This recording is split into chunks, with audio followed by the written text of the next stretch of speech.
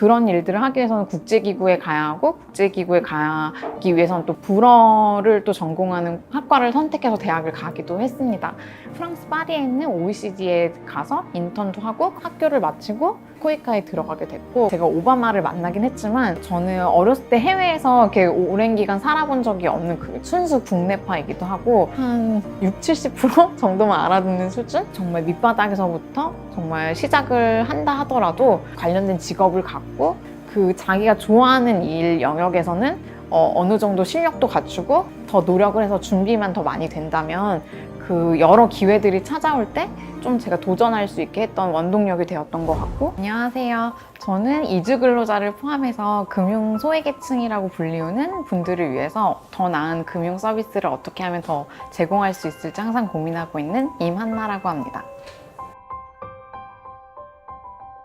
지금 주셨던 질문이랑 똑같은 질문을 그 12월에 오바마 전 대통령을 만났을 때도 똑같이 질문을 받았는데요. 그러니까 제가 코이카라는 한국 정부의 원조를 담당하는 공공기관에서 민간 부문으로 옮긴 것에 대해서 굉장히 의아해하면서 그 이유를 묻기도 하셨어요.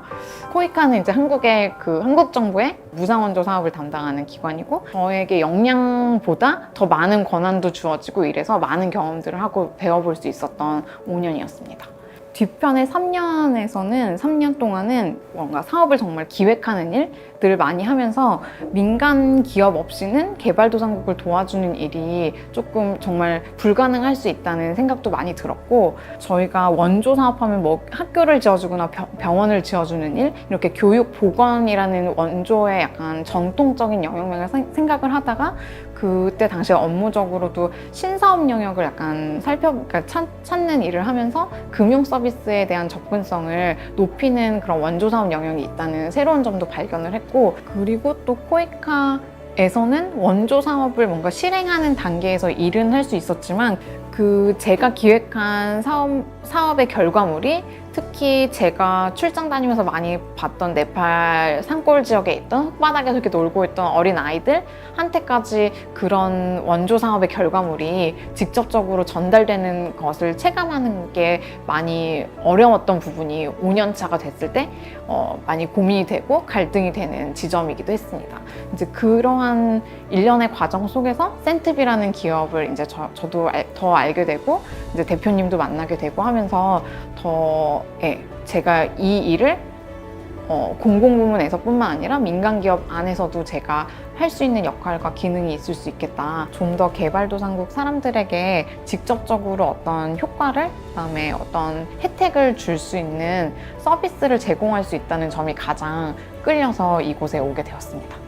업무적으로도 다른 점들을 굉장히 많이 경험을 하고 있는데, 그 중에서 특히 가장 다른 점은 의사결정이 굉장히 빠르다는 점과 조직이 작은 만큼 한 사람이 해내야 하는 그런 일들이 그러니까 많이 역량과 권한이 많이 주어진다는 점. 그래서 당연히 공공부문이고 뭐 대기업이나 이런 곳의 안정성과 그 특정 기관이나 기업의 전문성을 그런 곳에서 배우고 성장해 나갈 수 있지만, 한 특정 영역에 이렇게 작은 조직의 스타트업에 와서 일하는 것도 자신의 역량을 빠른 시간 내에 키워볼 수 있는 걸 시험해 볼 수 있는 환경이라고 생각을 합니다. 제 주위 친구들도 제가 못 사는 사람들 도와주는 거 되게 좋아하고 대단한 일을 하는 사람이야 막 이렇게도 생각하는 친구들 너무 많은데, 제 개인적으로는 대단한 일을 한다고 생각하진 않았고, 그냥 제가 어렸을 때부터 되게 막연하게 꿈꿨던 저소득 국가 사람들을 도와주는 일이라고 생각했던 것에서 조금씩 그 영역을 좁혀나가면서 지금 제가 하고 싶은 일을 계속 찾아온, 어떻게 하면은 저개발 도상국들, 저소득 국가들의 사람들의 삶을 좋게 편하게 만들어줄 수 있을까에 대한 고민의 결과이기도 했습니다. 초등학교 때인 것 같은데, 그때 약간 걸프전, 아프리카의 전쟁 이런 것들이 뉴스에서 봤던 기억이 어렴풋이 나고, 어떤 성향이나 이런 거에 일치했던 점들이 있었던 것 같고, 그래서 계속 진로를 막연하게 어렸을 때부터 그런 일들을 꿈꿨던 것 같습니다. 그런 일들을 하기 위해서는 국제기구에 가야 하고, 국제기구에 가기 위해서는 또 영어뿐만 아니라 불어도 잘해야 된다고 해서 불어를 또 전공하는 학과를 선택해서 대학을 가기도 했습니다. 직업적으로 진로를 고민하다가 이제 국제대학원에 가서 프랑스 파리에 있는 OECD에 가서 인턴도 하고 컨설턴트로 한 1년 동안 일을 하기도 했는데요. 학교를 마치고 코이카에 들어가게 됐고, 그게 큰 뭐 소명이나 사명감이 아니라 제가 하고 싶었던 걸 계속 쫓아왔던 것이 가장 컸던 것 같습니다. 그래서 저는 다른 분들이 뭐 들으시면 좀 질투하실 수도 있는데, 저는 업무에 대한 스트레스가 너무 없고, 여기 센트비에 와서는 제가 정말 하고 싶은 일들을 원 없이 하고 있는 복받은 환경에서 일을 하고 있습니다. 네. 뭐 OECD에 가고 싶거나 코이카에 가고 싶거나 뭐 이랬을 때 주변에서 많이 절 도와주셨던 저보다 선배분들, 또 아니면 더 나이 많은 어르신분들이 되게 많았었고, 그래서 그분들의 도움과 조언들도 저는 되게 많이 도움이 됐던 것 같습니다. OECD 국가들은 대부분 선진국들인데, 선진국들의 원조 정책이랑 원조 기관들의 사업의 결과들을 평가하는, 정책을 분석하고 평가하는 일들을 주로 했었고, 그때 만났던 좋으신 또 상사분들이 OECD 1년을 마치고 제가 이제 어디로 가면 좋을지 많은 조언들을 해주셨고, 그랬을 때 한나, 너는 너희 나라에 돌아가서 너희 나라의 원조기관에 가서 그 정책을 실행하는, 원조 사업을 하는 기관에 가서 일을 꼭 해봤으면 좋겠다. 정책 분석과 평가를 하는 일은 어떻게 보면 너가 40대 중후반에 와서도 충분히 해볼 수 있을 만한 일이고, 그때 와서 해도 늦지 않은 일이다 라고 말씀을 해주셨어요. 오바마 전 대통령을 작년 12월에 만나게 됐는데, 그 계기는 작년에 오바마 재단의 오바마 스콜러스 프로그램이라는 프로그램에 제가 선정이 되었었고, 제가 이전에 센트비 현재 직장에 다니기 전에는 그 코이카라는 공공기관에서 일을 했는데, 그때 알게 되었던 이제 멘토와 같은 약간 어른분이 계신데, 한번 그 프로그램을 한번 보시고서 한번 지원해 보라고 하셨고, 정말 운이 좋게도 선정이 될 수 있었습니다. 그래서 제가 볼 땐 저의 그런 고민이나 이런 것들을 친구들이랑만 나누지 않고, 뭐 선배나 정말 더 뭐 교수님이나 아니면 더 뭐 일하면서 알게 되신 상사분들, 그런 분들에게도 그런 제 고민들이나 이런 걸 서스름없이 약간 항상 얘기하는 걸 좋아했던 것 같고, 이제 그런 대화들 속에서 자연스럽게 조언이나 그다음에 이렇게 해보면 더 좋지 않을까 하는 팁들, 그래서 도움을 정말 많이 받으면서 그런 기회들을 찾아갔던 것 같습니다. 저는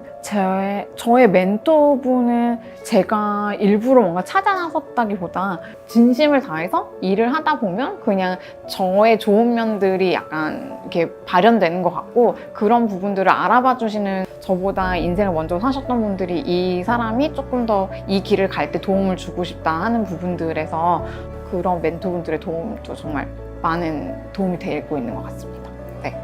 일단 내가 어떤 일에 열정을 다하고 네. 진심을 다하면 사람들한테 내가 눈에 띈다는. 네, 눈에 띄기도 하고, 그리고 서로 약간 요요상종이라고 비슷한 사람끼리는 좀 알아보는 것도 있는 것 같습니다. 네. 저는 남들이 보기에는 뭔가 되게 승승장구하고 뭐 되게 똑똑하고 막 잘 나가는 그런 약간 알파걸의 이미지가 있을 수 있는데, 전혀 그렇지 않고, 저는 어렸을 때 해외에서 이렇게 오랜 기간 살아본 적이 없는 그 순수 국내파이기도 하고, 제가 오바마를 만나긴 했지만 진짜 영미권 또래 친구들과의 막 농담을 주고받고 하는 이런 영어는 한 60-70% 정도만 알아듣는 수준? 네, 아직도 노력이 많이 필요한 그런 수준이지만, 그러니까 제가 정말 좋아하는 이 일의 영역에서는 많이 읽고 쓰고 듣고 했기 때문에 영어로 의사소통이 무난하게 잘 되는 편인데, 꼭 해외를 나가지 않더라도 요새는 좋아하는 영역의 어떤 영어 컨텐츠를 많이 접할 수 있는 환경이 국내에도 충분히 있기 때문에, 정말 밑바닥에서부터 정말 시작을 한다 하더라도 관련된 직업을 갖고 업무를 영어나 다른 외국어로도 충분히 소화하는 거에는 큰 무리가 없을 거라고 생각이 들고, 그 자기가 좋아하는 일 영역에서는 어느 정도 실력도 갖추고 더 노력을 해서 준비만 더 많이 된다면 그 여러 기회들이 찾아올 때 좀 제가 도전할 수 있게 했던 원동력이 되었던 것 같고, 아니요, 일 중독자는 아니고, 정말 저는 주어진 일이 많으면 초과해서 일을 하기도 하지만, 보통 때는 정말 근무 시간 시간에만 정말 일을 모두 끝내려고 집중해서 일하려고 노력하는 편이긴 합니다. 그리고 저는 타이머를 자주 쓰고요. 아무리 뭐 중요한 일이긴 해도 시간 내에 맞춰야 되는 일이면 그 시간 내에 집중해서 딱 거기까지만 낼 수 있는 게 최고의 결과물이라고 생각을 해서 일단 그 결과물을 빨리 공유하는 게 더 빠를 것 같고, 그 이후에 뭐 수정이나 보완할 수 있는 것들이 그 가능성들이 있다면 충분히 그때 가서 다시 보완해서 그 퀄리티를 올릴 수 있으니까 그 기한 내에 빨리 끝내는 것도 저는 되게 중요하다고 생각하는 편이긴 합니다. 앞으로는 일단은 센트비에 온 지는 이제 막 2년이 조금 안 되는 상황이어서